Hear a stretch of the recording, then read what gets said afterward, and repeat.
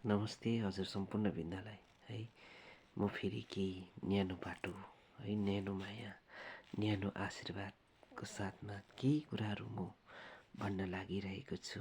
हजुरको माया र ममताको आशीर्वादको साथमा छु र कतै भुल त्रुटि पनि हुनसक्छ है।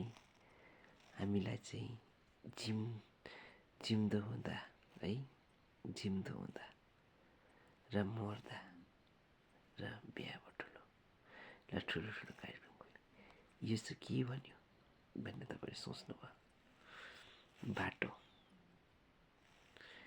बाटो पानी है, अनि वचन शुद्ध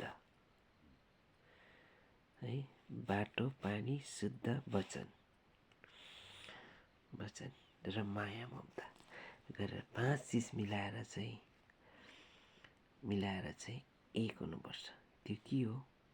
सही बाटो, सही ढङ्ग र सही नियति हुनुपर्छ र मात्रै हाम्रो काम कुरा पनि सही ढङ्गमा भएर जान्छ जस्तो लाग्छ मलाई।